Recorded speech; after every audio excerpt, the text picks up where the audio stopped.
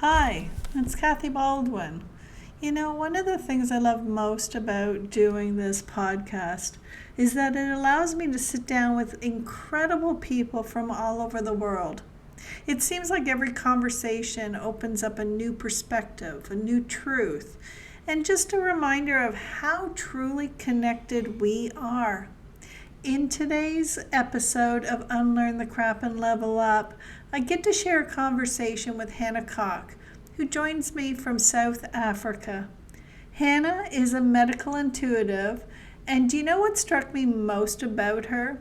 Was the way she blends her wisdom with practical healing. Hanna knows the depths of suffering.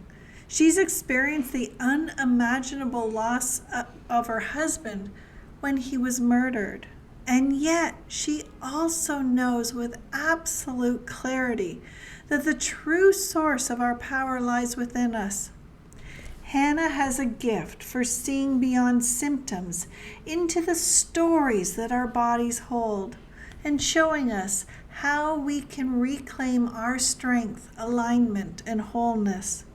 This isn't just another interview. It's an invitation to listen to your body in a new way, to trust the wisdom within, and to discover the power that's been there all along. Let's dive into this powerful conversation with Hanna Kok. Welcome to Unlearn the Crap TV with your host, Kathy Baldwin. Unlearn the Crap TV is more than just a show.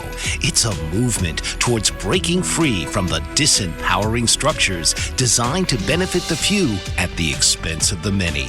It's about education, healing, and unlearning the detrimental beliefs that have been ingrained in society for generations. So now, please welcome the host of Unlearn the Crap TV, Kathy Baldwin. Welcome to another episode of Unlearn the Crap and Level Up. Your soul is calling. I'm your host, Kathy Baldwin. And for those of you who are new to the podcast, let me just explain what CRAP actually is. CRAP is an acronym. It is a short form for condition responses and automatic programming. That programming will come from how our brain processes our thoughts, our feelings, our emotions, our beliefs. It's also part of our ancestral DNA, what we've been brought up in culturally in our society and our family memes. When it is crap, it is disempowering to us. And that is the point of unlearning. But it is also a physical component. Just like everything in our world is both energetic and physical, the physical manifestations are designed to go through our body, through our systems, through our digestive system, through our lymphatic system, and all the other systems that we have to process those chemicals, that physical manifestation of what is happening within our thoughts and feelings. When we do not address the crap in our thoughts and feelings, our behaviors and our habits, we will have the disease that's created from changing our gut microbiome. It will increase our inflammation. It does make us sick. It is a precursor to almost every single disease. And so it is absolutely imperative in this time of massive change that we are going through that we all learn to address and identify the crap that is taking us out and unlearn it so that we can level up. I am so excited to have Hanna Kok with us here today, and we're going to discuss that very thing. Hanna, thank you so much for being here. Could you please begin this conversation by telling me and our audience what crap you had to unlearn so that you could level up? The crap that I had to unlearn, and I think it will be an ongoing process because this crap comes in different layers, is being the victim. Mm. Playing the victim, getting attention by pretending to be the victim, feeling sorry for yourself. That's the crap that I have had to unlearn. And I think every day there's still layers of it, but I have come a long way already. So as a child, I'm one number five out of six children. So you had to find a way to be noticed. And that's how I learned that if I pretended to be the victim, being weak and vulnerable, that was my way of getting attention. And then I realized, but this is making me unhappy. I Mm. cannot be who I want to be. And then it actually culminated in a situation where we really were the victim, where I lost my husband in a armed robbery. And then I realized I cannot afford to be a victim now because I have a young child. And if I'm going to play the victim here, then my son would have lost both parents that night. So that is how I had to level up, definitely. Wow. I honor you sharing such a vulnerable story, and I can't wait for us to unpack it and really get into the depths of this conversation. But before we do that, could you please tell the audience who you are and how you serve the world now that you've leveled up after unlearning that crap? Right. Well, I am a spiritual being in a bodysuit, to be truthful, but at the same time, I do have a profession as well. So I'm an educational kinesiologist, a medical intuitive, and an allergy practitioner. And I was very fortunate that some of that training I already had before my husband passed. And it was for me an opportunity to start saying, you know what? It's time to start doing this work because my husband and I had been talking about why are we making a living instead of making a life. And so when he Mm. passed, it was like, it's time for me to make a life and do this work so that I can live the legacy for both of us. And that's what I've been doing since. I've been uh, keep on growing, seeing clients, develop courses, etc., just to continue with making a life for myself and for others in the process. Wow. You took a tragedy that could have taken a lot of people out of their element. A lot of people that would have stopped them in their tracks. But you took this tragedy, this horrible situation that happened to you, and turned it into a purpose and used that energy to fuel something really good out of it. Congratulations. Thank you. Thank you. It is an example of how our trash becomes our treasure, or what they say, your mess becomes your message. And Yeah.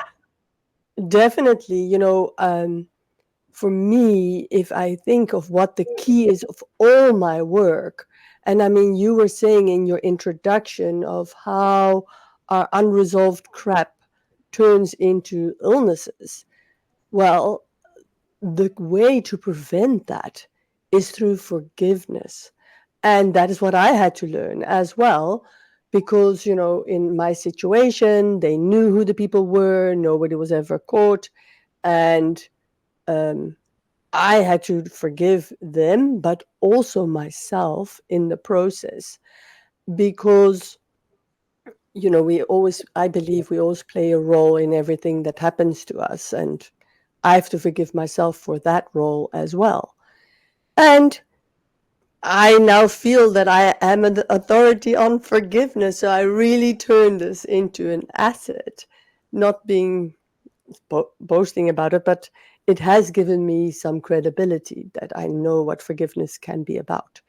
And when you want to let go of your crap, it is so important to forgive yourself for having stuck with it for so long, for believing in it, for taking long to let go of it, for piling up new crap, buying into that. There's always some. brown stuff to shovel, and we have to forgive ourselves in that process. So, Absolutely. I love what you have just said in so many different ways. I'm doing a series right now on my Unlearning Curve segment called The Archetypes. And one of the archetypes I first talk about are the survivor archetypes, and that the victim is in there. We all have this archetype as part of our personality. It just comes with being human. The question is, how advanced is it? How dominant is it in our lives? I love the fact that you're probably the only guest that I've had on the show so far who has openly acknowledged that that was the crap that they were carrying. And so that makes me very excited to be able to discuss this and unpack this with you. But I want to start with forgiveness because you said your husband was killed, he was shot. And we discussed that that is something that could have taken you down and out. I have heard so many people say that they cannot forgive mhm. because it almost feels like it grants permission. That if they give forgiveness, that they're in fact saying it was okay what happened. Could you please explain your definition of what forgiveness means and how you implemented it in such a dark moment? Right. So how I look at, I agree with you that, or I agree that forgiveness is actually not about condoning behavior. I want to say that very clear. It's never about condoning the behavior. However, in my situation, when, I mean, you must remember, I now, just to paint a picture what the scenario was. I'm from the Netherlands originally.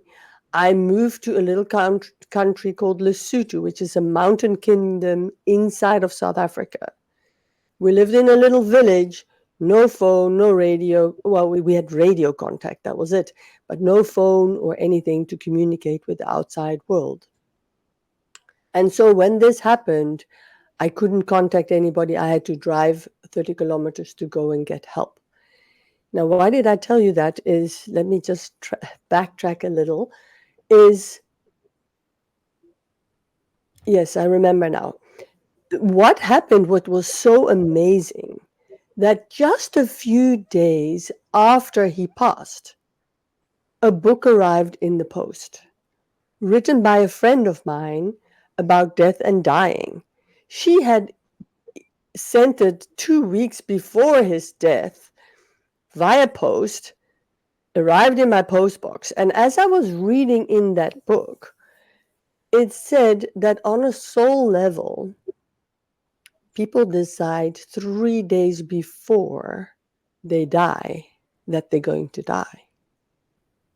So, Wow. and when we looked in his diary, 3 days before he died, he had written, I'm so stuck, it's time to move on. He never, of course, intended to like leave this plane, but he was stuck.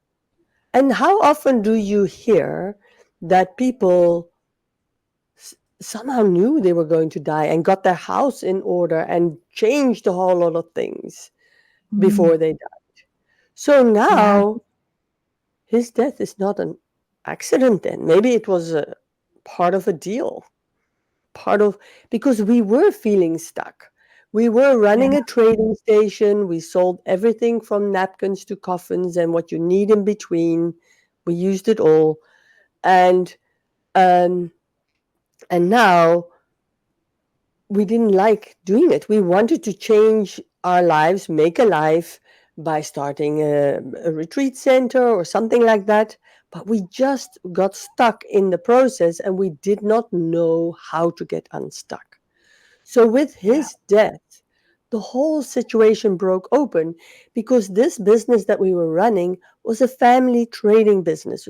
So his family had been running this trading station for over 100 years. So you can't just sell and leave. It's a family tradition there that you.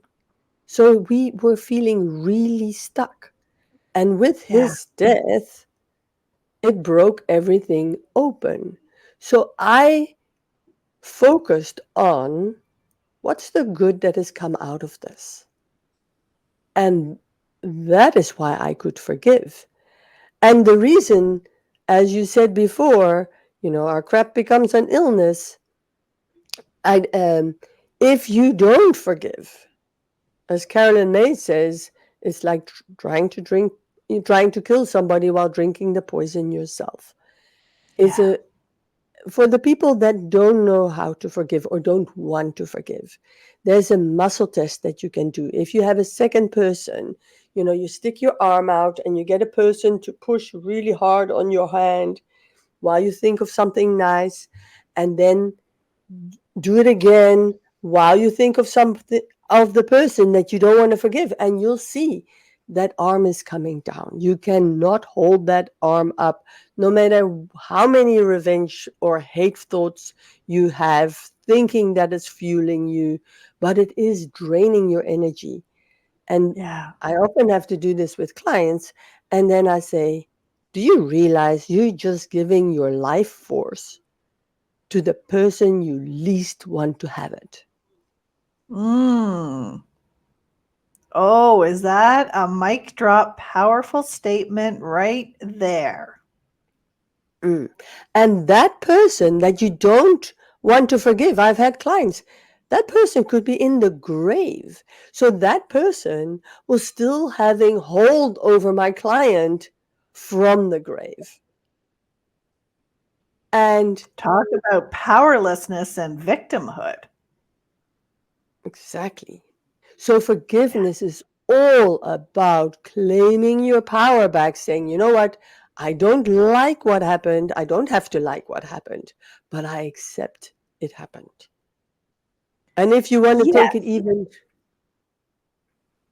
and if you want Yes, to yes, even, yes. Yeah, that's exactly. I want to stop right there because that, what you just said, is the key to our empowerment.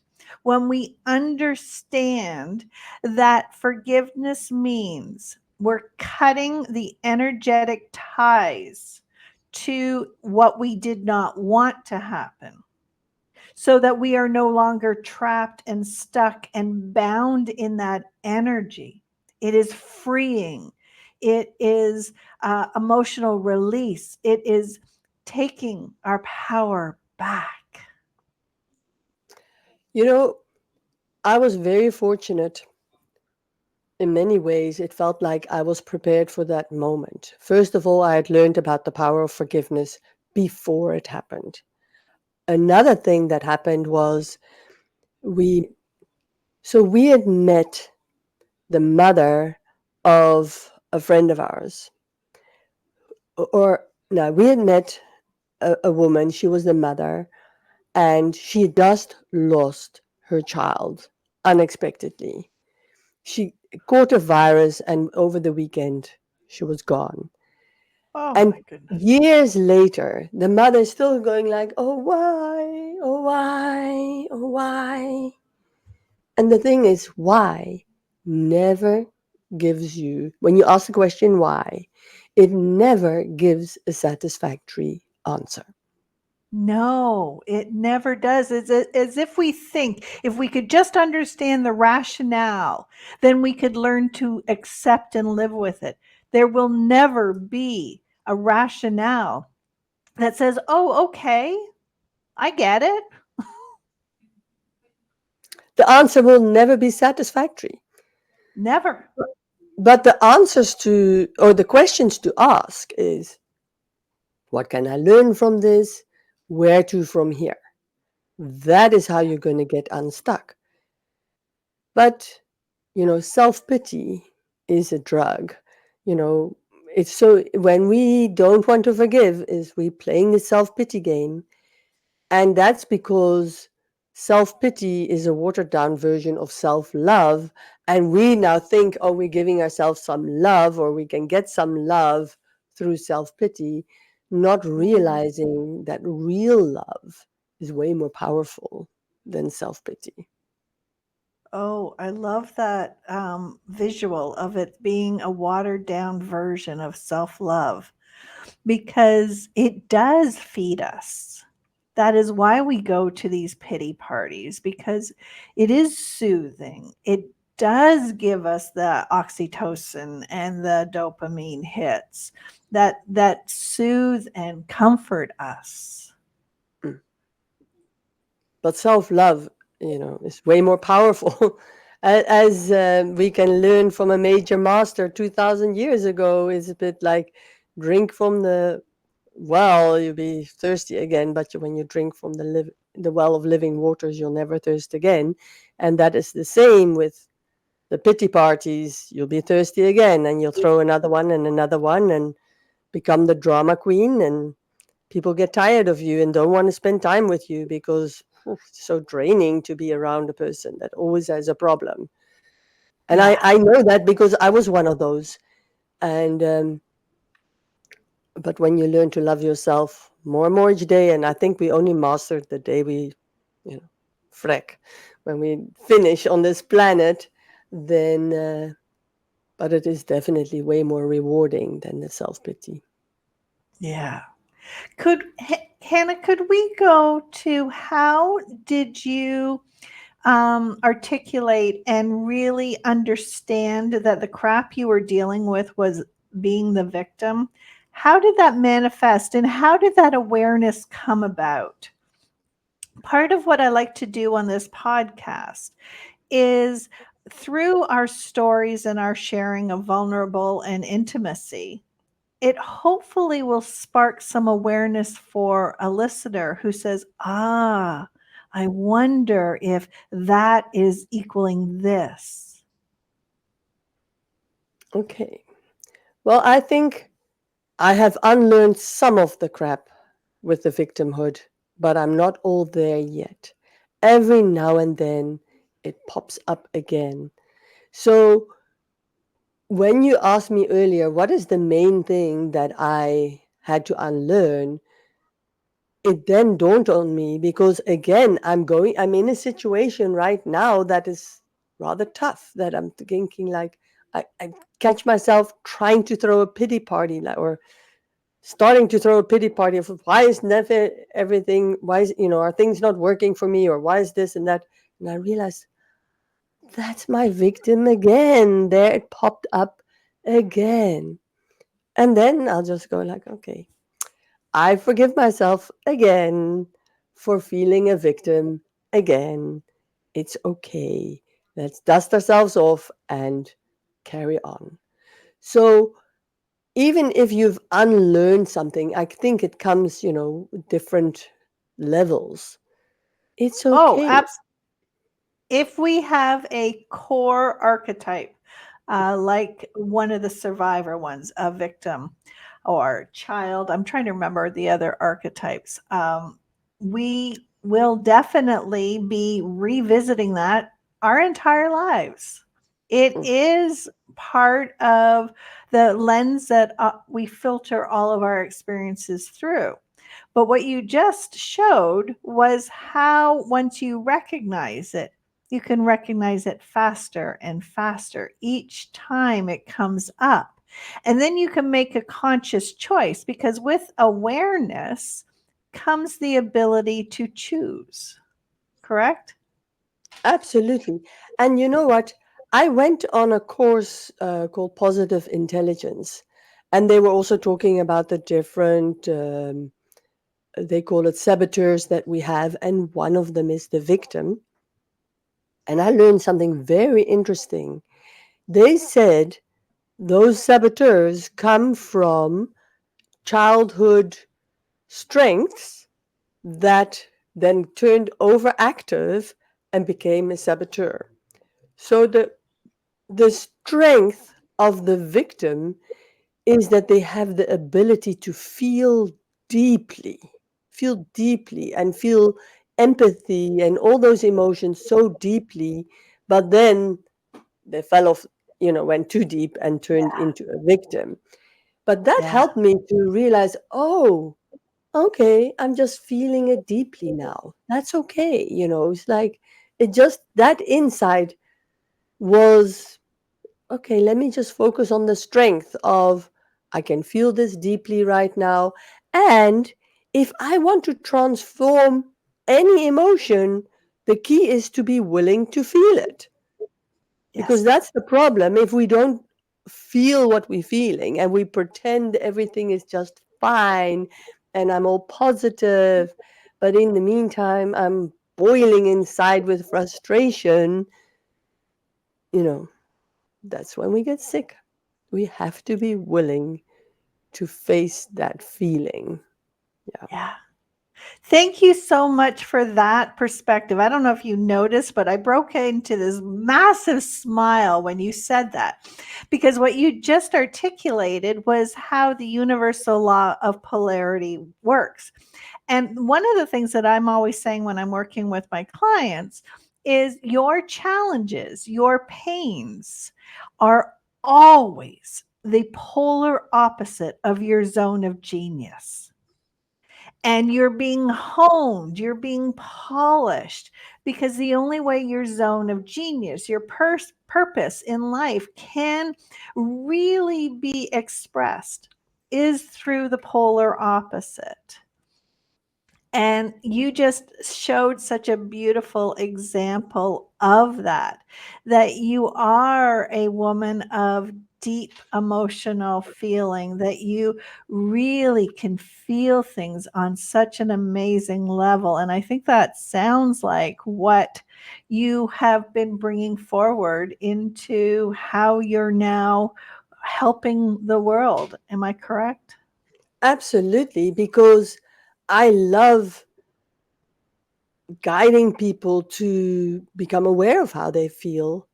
Yeah, so it's all about, I love working with my clients to connect with those emotions and transform them, because that sets us free. So that's part of the journey I work with people, and also then the forgiveness that comes along it, because we often have emotions and we feel shame around whatever emotion we were feeling or whatever we um, were going through.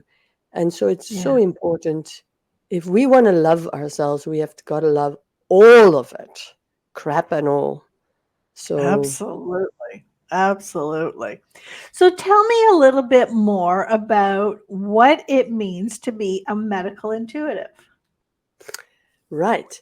So I'm trained as a medical intuitive through the theta healing uh, modality. So that is a modality developed by Vianna Steibel, and it's an intuitive, well, medical intuitive says it all. It's making that divine connection, and then there is a one of the courses is about intuitive anatomy. And what that does is you first of all learn about how the body stores different emotions in different parts of the body. So, for example, if we have gut issues, our abuse, anything that we perceived as abuse, real or perceived, if we didn't get that lollipop, that was abuse in our eyes. But of course, there's severe abuse as well. That will hit our gut area. When we have grief or fear of death, it will hit our lungs. So, like with COVID, there was such a fear of death in the air, it hit our lungs. And so we had such lung problems. It didn't have to be so bad if we hadn't amplified that fear of death Yeah. around it. So, when I work with a client, what I do is I combine what I learned, and then you go into like a theta brainwave through a little meditation, and then you can scan a client, see where the energies are stuck, And I often feel a slight sensation in my body. Okay, I think something is going on here. And then I'll ask, you work with the divine or the higher, the creator, basically. What is going on here? And then you'll get some ideas that can start a discussion. So that's how it works. And then from there, you work on releasing those things and putting new beliefs in, taking old beliefs out. Yeah. Wow. One of the things that I did when I was going through my healing journey is when I understood the connection between the energetic and the physical and realized that I had created fibromyalgia in my body because of suppressed traumas and people pleasing and self sabotaging and all these things that I was doing.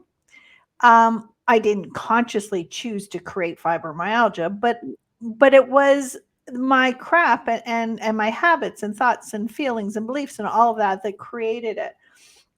And so when I realized that connection, I became an energy healer with the modality of the emotion code and the body code. And I became a certified practitioner by using myself as a test case. Uh, is theta healing what you're talking about? Is it something that we can intuitively learn how to do ourselves to heal ourselves, or do we need to go to a trained practitioner? If you're connected with the divine, if you are intuitive, of course you can do it yourself. The only thing is sometimes you're so in it that you cannot see what is going on. And then you just need an outside person to just point out things that are obvious, but you overlooked it completely. So, for Yeah, that reason, sometimes it is good. If you are not able to solve it yourself, by all means, I am the biggest fan of self help. Um, and so I'll use all of that. But sometimes I still need somebody to work with me because I just cannot see it. absolutely, absolutely. We have filters within our brains that only allow us to see that which we've chosen to be important. And if we have not had that first initial awareness to say, yes, I want to look for this, we are definitely in the midst of a massive forest. Or another way I like to think about it is trying to find one particular drop of water within an ocean. We know it's there, but that doesn't mean we can see and pick it out and see it. We do need that external mirror, that external uh, perspective that gives us contrast and clarity to be able to see these things. But I'm glad you used my favorite word, mirror. You see, Ah, because if you are willing, a lot of people are not that willing, but if you are willing to look at everything as a reflection of your inner being, then you can find a lot of those hidden things. But you have to be willing to look at that crap that you see in the other person and acknowledge it's also in you. But now you know what to look for. So, for yeah. example, if you see people treating you badly or are rude to other people, check, "Hmm, how rude am I to me?" Maybe not rude to other people. Most likely we are not rude to other people. But how am I treating me? And then we Mm, change that, and then everything else changes. If I if people around me don't believe in what I offer, then I've got to look at, well, am I really believing in what I can do? And so you you get constant feedback from the yes. universe Yes. of where a next layer of crap can be found. And if you're willing to look at it, because you're not going to be angry with your reflection just because you look bad. You realize, okay, well, need to put lipstick on my own lips or do my hair or something, you're not fighting with your reflection, but we fight with other people all the time. We fight with the politicians, we fight with these organizations. Everything is a mirror, including the most irritating person in the world. And the Yes. more irritated we are, the more we have it. And if we can recognize that, and if we're willing to look at ourselves and forgive ourselves for being just like that person, then we can do a lot. Absolutely. That is one of those crap things that so many people cannot wrap their head around, that everything is a feedback loop. Everything is information about what we are filtering. Because if we didn't have a strong reaction, it wouldn't even come into our conscious awareness. It would just be part of the information that just goes by and we don't even become aware of it. That's part of what the reticular activating system within our Exactly. brain does, is it's all that filters.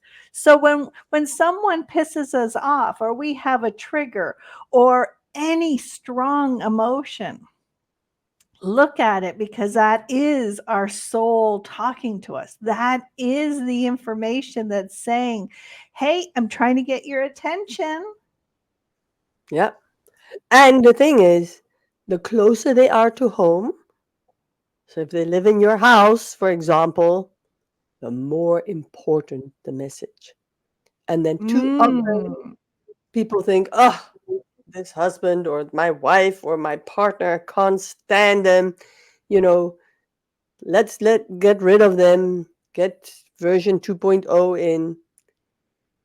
You didn't change, so you're going to attract the same person, different clothes Yes. on.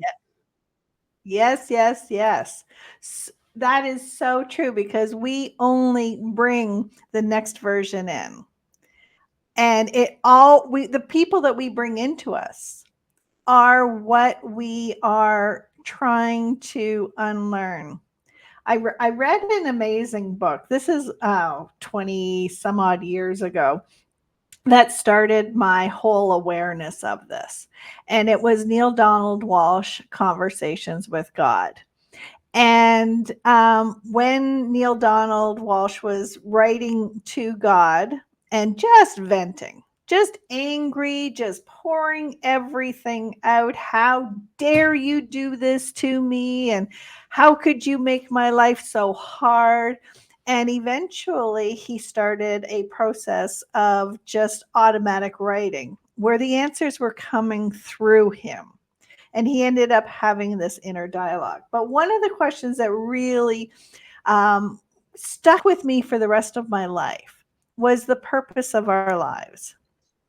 And in the book, he talks about how the soul says, I want to come to the physical world, and it wants to experience itself.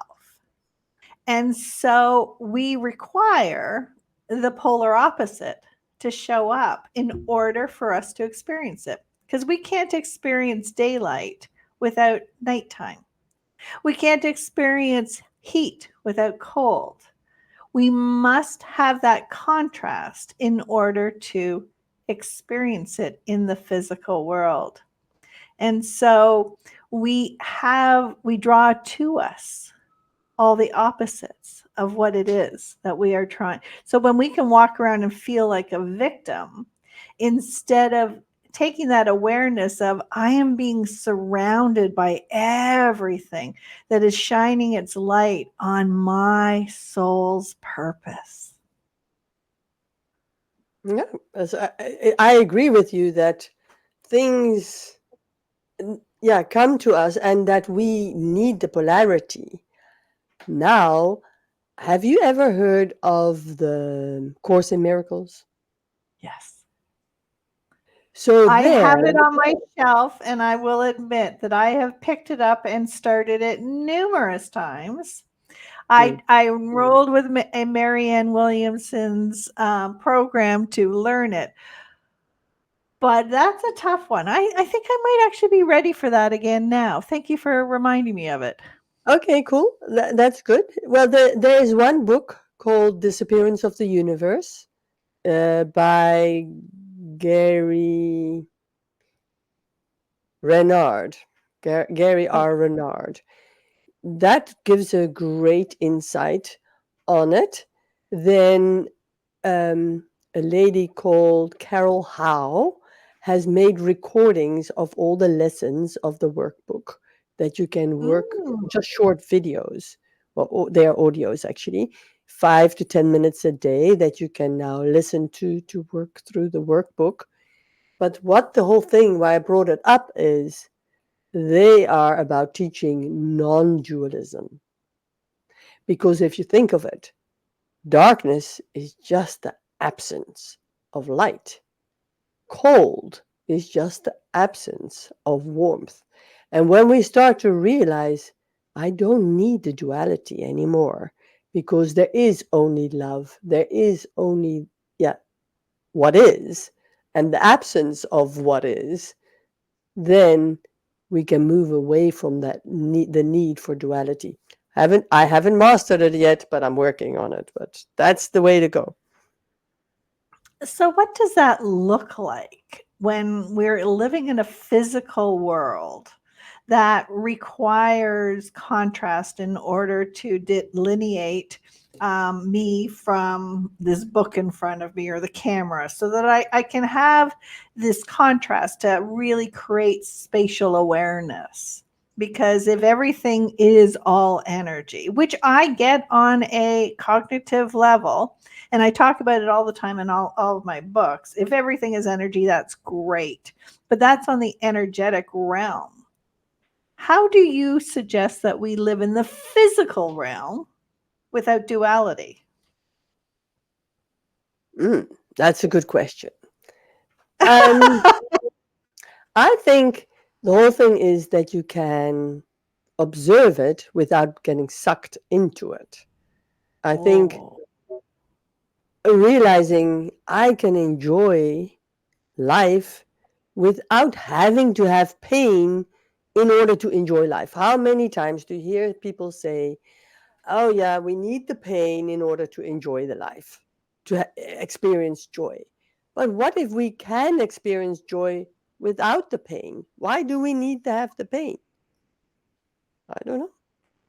I'm not, Well, and then, yeah, you actually brought up a really good point with that because another life lesson that I got from Dr. Wayne Dyer, I mhm, remember him saying that he met with somebody who had lost a loved one, like within a day or something, and the man was very happy. And Dr. Dyer said to him, how are you not suffering? And he said, well, the suffering has to end at some point, so I get to choose. And so he acknowledged the pain and the suffering of losing this loved one, but then chose to accept it and move on faster rather than living in a place of darkness for a certain amount of time. That we have that choice.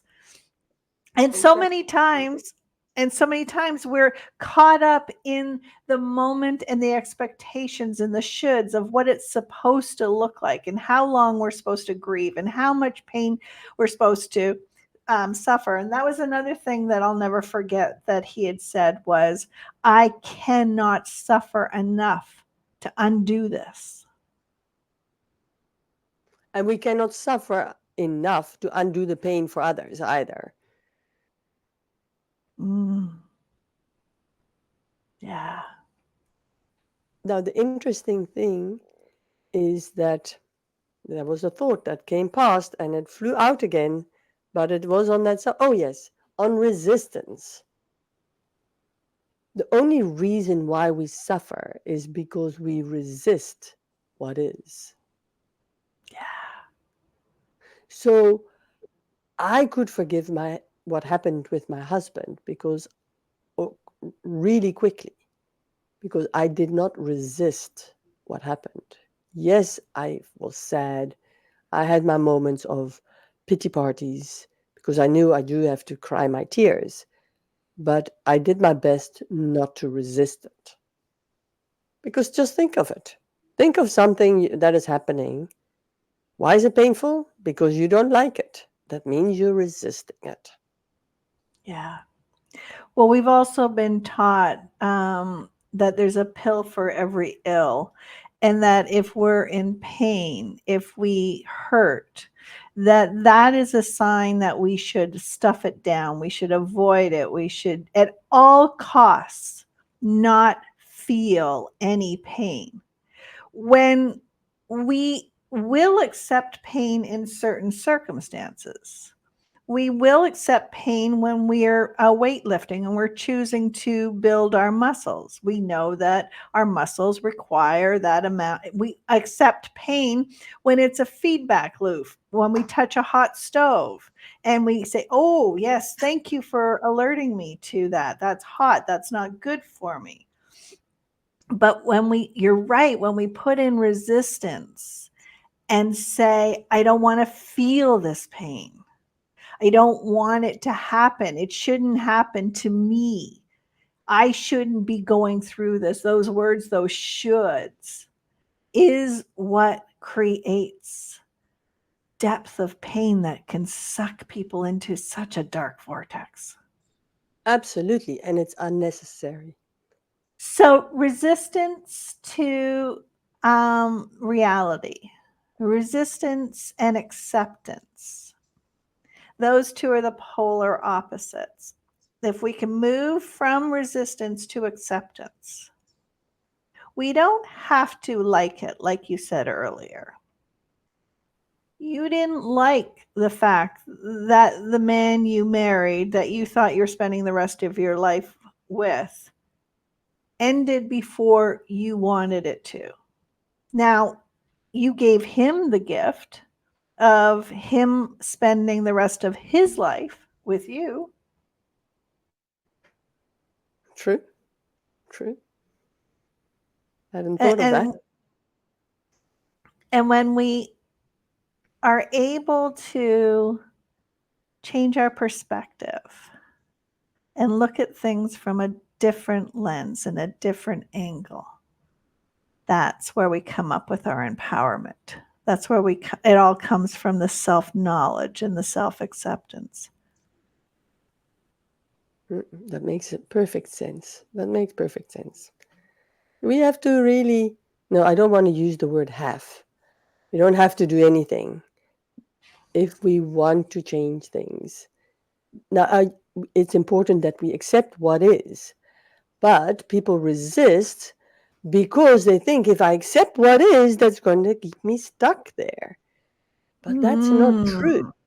It's accepting our starting point. You know, when you're on the map, if you look at a map and you want to plot where you want to go, there are 2 points you need: where you want to go and your starting point. And if you don't Yeah. know, and if you don't accept your starting point, you can never plot a route to where you want to go. So accepting just means I'm accepting how it is for now. Up till now, this is where I've been. Doesn't mean to say I have to stay there. I can go anywhere I want to go, but I have to accept where I am right now. Which can be translated into every area of our life, from our weight to our health to our relationships to our money to anything. When we stay in a place of anger and resentment that this was not supposed to have happened, and the regrets of I wish I had have done this, or we we always are doing the very best we can with what we have at that time. And when we can accept it, we're coming at it with a new set of eyes, a new set of information that says, from here on, I can choose a different path. Now, to add something which is very interesting is that when we are resisting, our brain physiologically goes into survival mode because we basically feel threatened by the current situation. Now, I Yeah. don't know, as an educational kinesiologist, I've been trained a bit about the brain. So we got the back brain, then you got the two hemispheres, and you got the prefrontal cortex. Now, when we are stressed, one of the halves switches off for a large degree. Then the prefrontal cortex switches off up to 85%. So basically, you got like a quarter of a brain left. And you wonder why you behave like a moron. You can't make any wise decisions. You don't have the insight because your insight and your problem solving capabilities and your ability to feel compassion and all those wonderful qualities that we can have as humans are out the window. Yeah. But if we accept this is how it is, crap and all, now the whole brain can be of service again because I'm now not in survival, I'm not resisting. Yeah. You have a way better chance of finding a solution to move Yeah. forward and out. Yes. That brings me to a personal story that I feel I need to share at this moment. I lost both of my parents within 7 weeks of each other, and they were living in another country. They had my maternal grandmother, who at the time was 94 years old, living with them. I made a deathbed promise that promised that I would not move my grandmother from there. If I had have known at that time, almost 20 years ago, that my what you just said, that we're operating on 25% of our brain, I wouldn't have made the life changing choices that I did, that I made, without being able to bring in my cognitive awareness and my problem solving thinking and my creative solutions. Instead, I went automatically into my crap, my place of immediately everybody else comes before me, and self-sacrifice was my um, Achilles heel, my victimhood.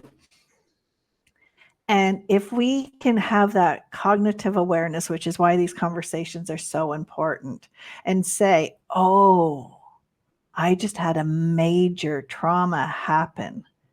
Am I thinking clearly when I'm in these major life changes?" I know it can take up to a year, depending on how much resistance I have to this. This is not the time to be making big life choices. Absolutely. And that is the time to not just think things through, but ask for divine guidance. Ask for guidance from, for signs. Is this the right thing for me to do? But thinking back of it, I mean, I remember listening to one of your podcasts and I heard your story before, and I realized, but you had to go through that. Otherwise, you would never have unlearned your crap. You Yes. had to get ill. Be- Yes. because what I've learned about all these autoimmune disorders, it's all about an allergy for self. It's not liking yourself in one shape or form. And Mm-hmm. as you said, you didn't like yourself enough. You put everybody first Yeah. until you got so sick that you couldn't do it anymore. Yeah. So at that time, that probably was the best solution because you maybe didn't have the wisdom then that you have now.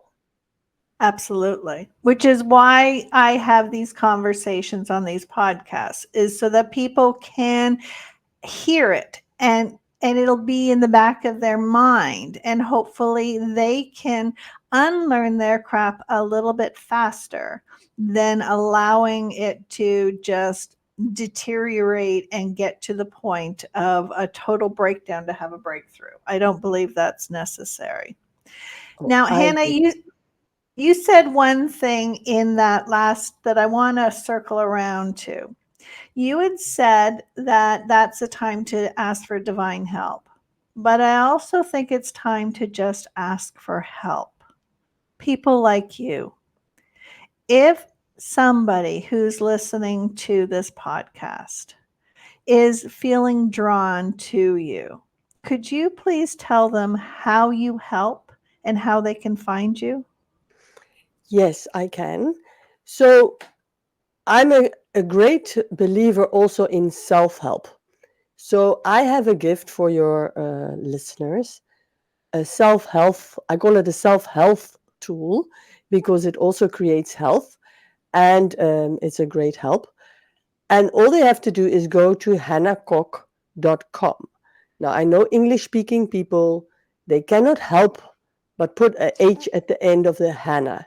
So there are two domains. You can either go to the Hannah with or without the H, but the surname is KOK. So you go to hannakok.com. When you go to that page, you can sign up for my free I Thrive app for 35 days. Don't have to have a credit card. If you come to a page that you have to put a credit card in, you pressed on one button too far. Just go back and do it again. On that page you're on, you can sign up. Then once you're on there, you'll have access to my email. My social media is on there as well. I'm always a bit reluctant with Facebook and things like that because when you befriend people, then all of a sudden they want to have a date or they want, I don't know what they want.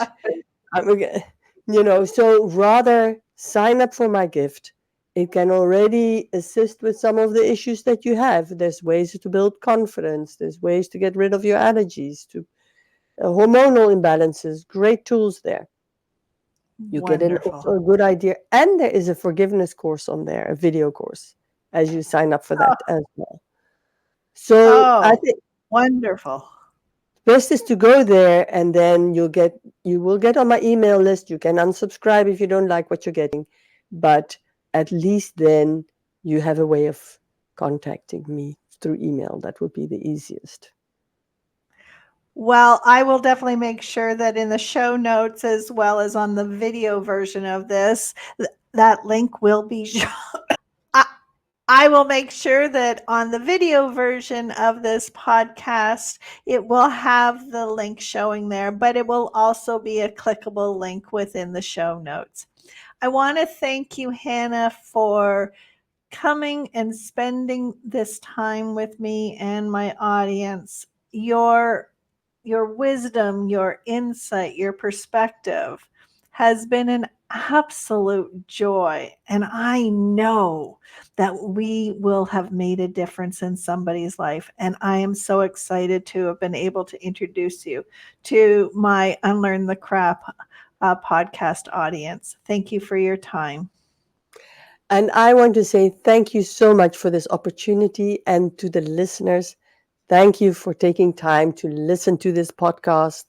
I think it's wonderful that you are investing in yourself to unlearn your crap. I could not agree more. And with that, it sounds like a perfect segue to be able to say challenge everything so that you can achieve anything. You are here for a purpose to live with peace, passion, and prosperity, and that your soul is calling you. All you need to do is unlearn your crap.